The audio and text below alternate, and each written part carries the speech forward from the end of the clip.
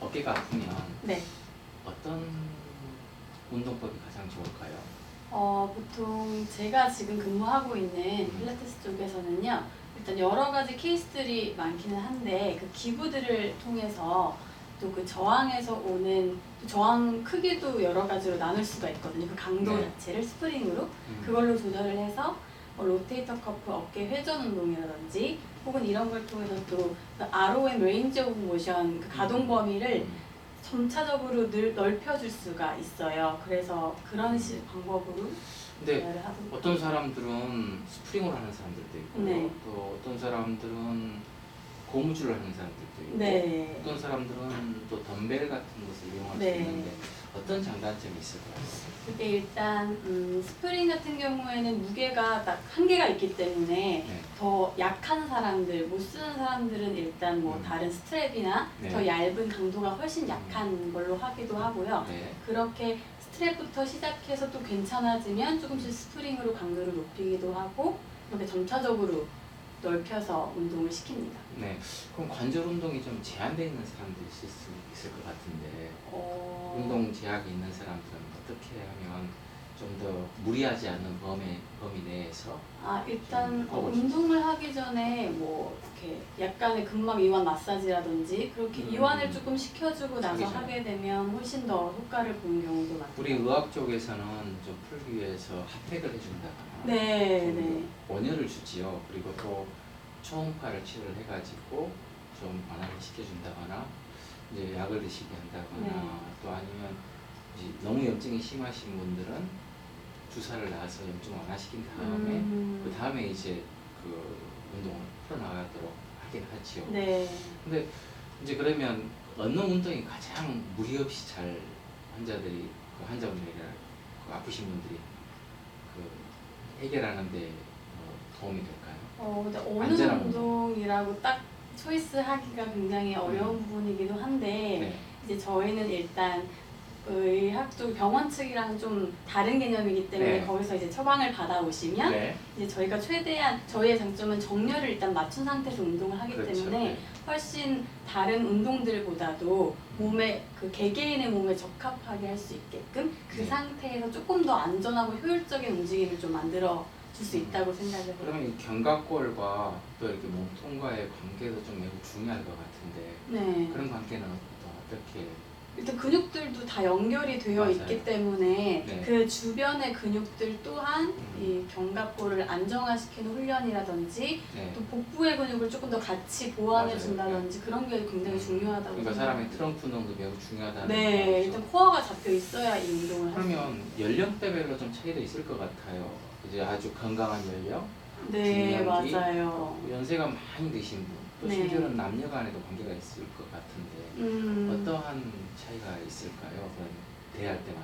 일단 체구적으로도 사이즈로도 정말 많은 그러겠네요. 차이가 있고 그렇기 때문에 스프링 강도도 훨씬 차이가 많이 나고요. 그러니까 아까도 말씀드렸다시피 좀 노약자나 어린이 분들은 네. 스프링 강도부터가 아닌 스트랩으로부터 조절을 하기 시작하고 남자분들은 뭐 사이즈도 훨씬 더 크시기 때문에 네. 그 기구 또한 다루는 방법들이 조금씩 다를 수가 있어요. 네. 그래서 장점 중에 하나가 남녀노소 다 상관없이 그 사람에 맞춰서 이렇게 할 수 있게끔 되어 있기 때문에 그게 굉장히 좋다고 생각해요. 그러겠네요. 네. 저는 근력 강화를 할 때도 각각 그런 그 연령대 근육의 양, 네. 또 본인이 마지막 목표로 원하고자 하는 그런 그 목표에 따라서도 이런 스트랩이나 스프링 네. 그런 그 다양한 기구를 이용해서 얻어낼 수가 있겠네요. 네, 맞아요. 그렇습니다.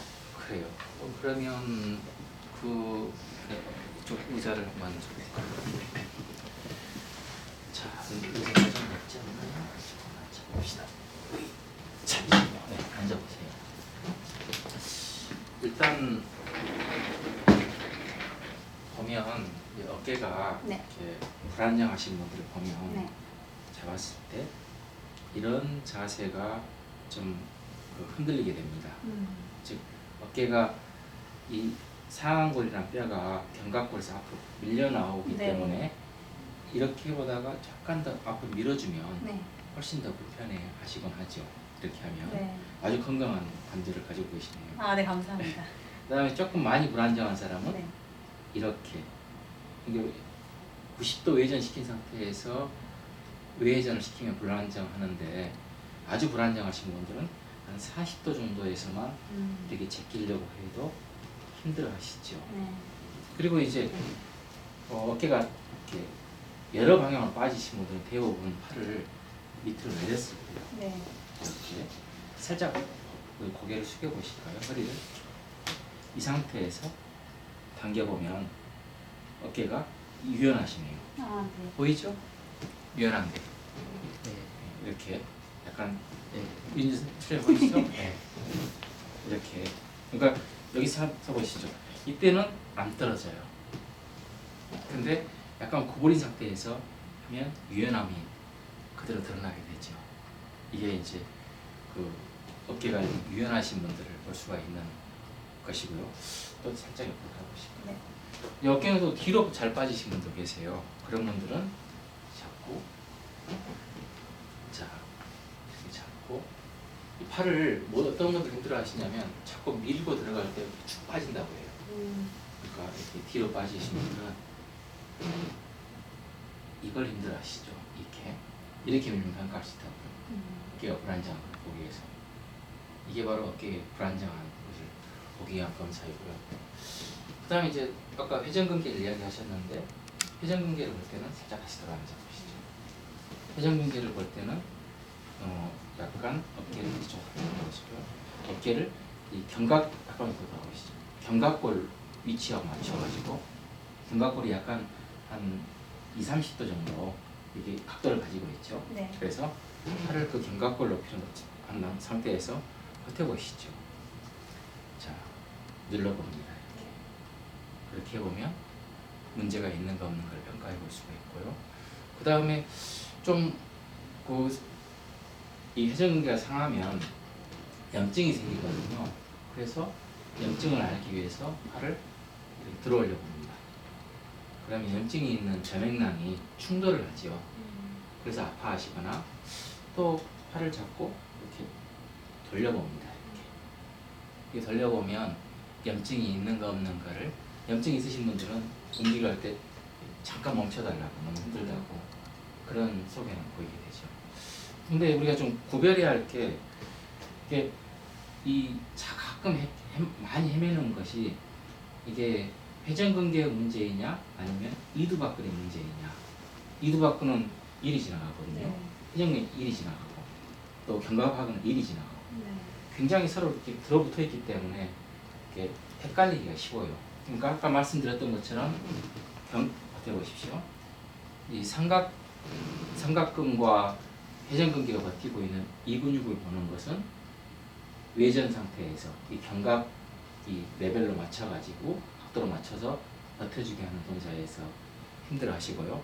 반면에 이두박근의 문제는 팔을 이렇게 회전시킨 상태에서 외전시킨 상태에서 이 엄지손가락 부위를 꽉 눌러주면 여기가 아파하시죠. 그게 바로 이렇게 이두박근이 지나가는 통로가 있기 때문에 특히 이두박근은 이게 이두니까 머리가 두 개 있죠. 네. 하나는 이리 붙여가고 하나는 이쪽 안에 붙여가죠. 그래서 두 개가 이렇게 서로 있는데 문제는 작은 머리, 즉 소도 동생은 튼튼한 반면에 형이 좀 취약해요. 관절 안에 들어가기 때문에. 그래서 통증을 유발하는 경우가 굉장히 많고 보통 아파하시는 부위가 약간 앞쪽에 해당됩니다. 이 지금 이 두 개의 손가락 누르고 있는 이 부위를 많이 아파하시죠. 지금 제가 이두박근을 이렇게 만지고 있습니다. 이거. 네. 그리고 이두박근을 덮고 있는 게 견갑하근이고요. 자, 그리고 또 이두박근의 검사를 하기 위해서는 이두박근은 팔꿈치를 구부리겠죠. 네. 그런데 또 하나 기능이 뭘까요? 또 하나요? 두 가지 기능이 있어요. 하나는 팔꿈치를 구부리는 것이고 하나는 손을 드라이버를 조이는 역할을 해요. 왜 회전을 시킨다고요? 그러니까 이거 스피네이션 맞아요. 그러니까 주 작용은 아까 말씀하셨던 것처럼 굴곡입니다. 그런데 부작용이 하나 더 있는데 왜 그러냐면 이게 이두박근이 쭉 내려와가지고 이 끝에 붙어요. 네. 그러니까 이것을 붙으니까 이게 탁 굴고 가면 팔이 이렇게 들어간다고요. 이렇게 네. 이렇게 돌아가는 역할을 하게 되죠. 마치 오른팔이라면 드라이버를 조이는 역할을 하게 되는 것이죠. 자, 그래서 봐봅시다. 자, 이렇게 손을 딱 잡고요. 팔꿈치를 구부린 상태에서 회전을 시켜보시죠. 그렇죠. 그럼 여기가 아파합니다. 그러니까 아까 이두박근혜는 아프게 하는 원인이 첫 번째는 염증이죠. 두 번째는 불안정함입니다. 불안정한 사람은 이렇게 돌리면 딸깍딸깍하고 아파지겠죠. 회전시키니까 이게 움직일 거 아닙니까? 그런 문제 때문에 힘들어합니다. 자, 그 다음에는 이제 아까 말씀드렸던 극상근이 있고요. 또 견갑하근이 있겠죠. 팔을 이렇게 붙여주는 거. 견갑하근은 꽉 눌러보시죠. 이게 이제 흔히 말하는 벨리 프레스 테스트이죠. 그래서 버텨보십시오. 빼겠습니다. 이 힘을 버티게 하는 거. 자, 이쪽에서 합니다. 자, 이렇게. 자, 손을 대보십시오. 이걸 평가해 보는 거. 어떤 사람은 이걸 나폴레옹 사인이라 하고, 베어허그 사인이라고도 하고, 또 이 견갑하근의 벨리 프레스 테스트라고 하죠. 또 이제 너무 통증이 심하신 분들은 이렇게 버티고 나서 이를 밀어보십시오. 자, 이렇게 이 팔꿈치를 밀어보라고 하죠. 고정시킨 상태에서 밀어보십시오. 이렇게 해서 평가해 볼 수도 있는 것이 견갑하근의 평가입니다. 근데 견갑하근의 중에서도 많이 찢어지는 부위가 상부가 잘 찢어지기 때문에 그때는 이 검사가 참 도움이 되는데요. 다 떨어져 버렸거나 아래쪽이 많이 떨어졌을 때는 팔을 잡고 자, 뒤로 밀어보십시오. 이 검사는 자, 다시 볼까요? 자, 뒤로 빼보십시오. 이 검사입니다. 이 검사는 생각보다 사실은 일반 사람들도 하기가 힘든 검사입니다. 팔이 굳어 있고 아픈 사람들에게 뒤로 90도 각도로 제낀 상태에서 빼라고 하면 이건 불가능할 수도 있는 검사이기도 합니다. 다시 한번. 그럼에도 불구하고 완전히 다 떨어진 분에게는 이 검사를 통해서 그 문제가 있는 사람은 이걸 들어 올리지조차도 못하죠. 근데 건강하시니까 이게 딱 버티고 이렇게 있는 겁니다. 이게 바로 리프트업 테스트가 되겠습니다. 자, 그 다음에 다시 한번 돌아볼까요? 그 다음에 이제 볼 수 있는 것은 이 뒤쪽에 있는 외회전근을 보는 겁니다. 아까는 내회전근엔 견갑골이었죠. 견갑하근이었죠. 자, 살짝만 들어보실까요? 자, 들어보시죠. 자, 이쪽 뒤쪽으로 가고 있는 것이 외회전근이고요. 위쪽으로 지나가는 게 외전근인데 외회전근을 보기 위한 자, 외회전 시켜 보십시오. 이렇게 버텨보게 하는 거. 자, 다시 한번 봅니다. 네. 자, 외회전을 보게 하는 이 검사를 통해서 뒤쪽에 있는 문제를 평가할 수가 있습니다. 자, 그러면 이제 이렇게 문제가 있다면 이제 재활을 해야겠죠. 네. 자, 그러면 이 극상근과 이 삼각근의 관계는 어떨까요? 극상근과 삼각근의 관계. 극상근과 삼각근이 서로 맞아요. 극상근이 서로 이렇게 얽혀가지고 서로 힘을 합쳐서 외회전을 하게 되겠죠.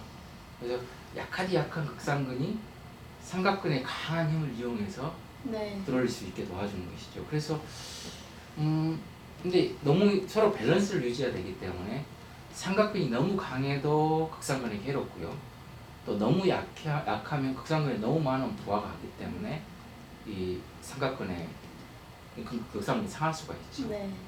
그래서 먼저 우리는 유연하게 하기 위해서 이제 이렇게 팔을 펜젤럼 엑서사이즈를 해줍니다. 시계추 운동을. 한번 일어나서 같이 해보실까요? 그렇죠. 자, 시계추 운동을 이렇게 한번 해보십시다. 앞으로. 이 운동은 주로 어떨 때 쓰시나요? 이런 운동이요? 이런 운동은 쓴 적이 없어요. 쓴 적이 없어요? 네. 자, 이 팔을 잡고 해보십시다. 자, 팔을 잡고 이렇게 돌려주고. 이제 초반에 이 운동에 대해서는 굉장히 논란이 많은 건 사실입니다. 지금 쓴 적이 없다는 말이 틀린 게 아닌 게 어떤 사람들은 꽤 이 운동을 믿고 있어요. 근데 어떤 전문가들은 그 운동은 좀 너무 무의미해 보인다. 그렇게 이야기를 하고도 하죠. 그리고 이제 또 비교적 환자가 함부로 움직일 수 없을 때 할 수 있는 운동은 바로 이두박근 운동입니다. 이렇게 팔꿈치를 항상 잡아준 상태에서 오그렸다 폈다 이렇게 해주는 겁니다. 이렇게요.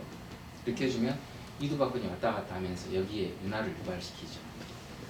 자, 그 다음에 이제 하는 것은 그 밴드를 가지고 하는 운동인데 하기 전에 먼저 누워서 하는 운동을 좀 더 이 밴드가 있나요?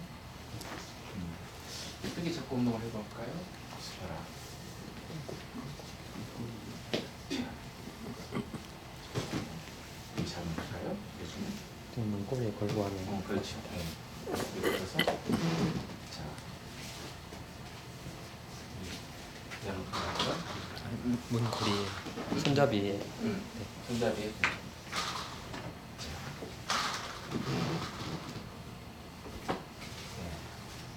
이렇게 접고 될까요? 괜찮은가요? 네. 자, 그럼 한번 해보시죠. 오른팔로요. 자, 이쪽을 보시고요. IR. 네, IR, 네. IR 될까요? 네, 나오고 있어요. 하나요? 이것도 해서 놔주고. 중간 측면에서 찍어? 네. 되나요? 네. 조금 이쪽으로 들어가시죠. 이쪽으로요? 이쪽으로. 이쪽으로. 그래서 IR을 해보십시다. 자, 한가요? 네. 힘이 많이 가지 않나요? 네. 그 저항이 세게 느껴지긴 해요. 그런가요? 네. 다시. 안쪽. 근데 이 초록색은 좀 강하죠. 환자들에게는. 네. 이렇게. 보통 몇 번 정도 하나요? 보통 한 번 할 때 8에서 10회 정도? 알았습니다. 네. 그리고 잠깐 쉬었다가 어떤 사람들 15번 하라는 경우도 있는데 어떤가요? 보통 10회 정도 안전할까요? 그건 또 강도에 따라서 많이 다를 것 같아요. 그 사람 상태에 따라서도 많이 다르고. 그래요. 8에서 10회 정도 네. 좋은 것 같네요. 그 다음에 이제 외전 운동을 해봅시다. 외전 운동은 어떻게? 반대로 절반까지 이거는 잡고 이렇게 하겠죠? 네네. 이렇게 잡고 이렇게 잡고 이렇게 되면 네. 이렇게 네. 되겠나요? 네. 됐죠.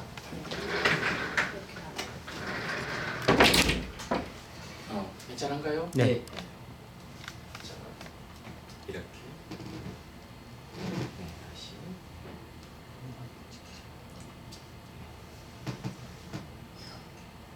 괜찮아요? 네. 좀 세네요. 셉니까? 네. 자, 그래요. 그 다음에 그에 어떤 운동을 많이 쓰시나요? 그리고 그 다음 아로에 관절 운동을 먼저 해보가는 것부터 시작합니다. 가장 기본적으로 환자가 강직되는 환자들이 관절 운동이 좀 필요한데 제가 아까 말씀해드렸던 이거 네. 또 어떤 걸 하세요?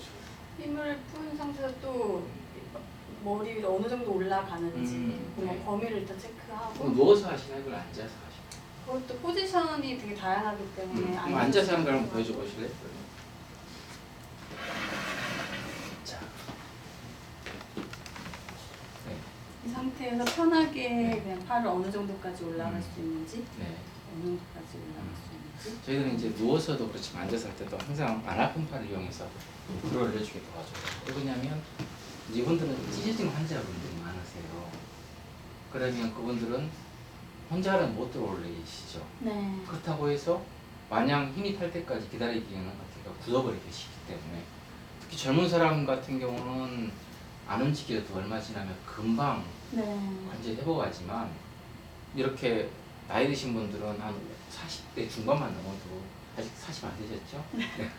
그러니까 안 굳으셨죠. 그러니까 걱정 안 하셔도 되겠지만 이제 40대만 넘어서도 쉽게 굳을 수 있는 나이가 돼버립니다. 그래서 이렇게 그동안 들어올려주고 한번 해보시죠. 이렇게 쭉 들어올려주면서 그렇죠. 제가 따라서 합니다. 이렇게요. 그렇게 해가지고 관절 운동을 좀 풀어주게 됩니다.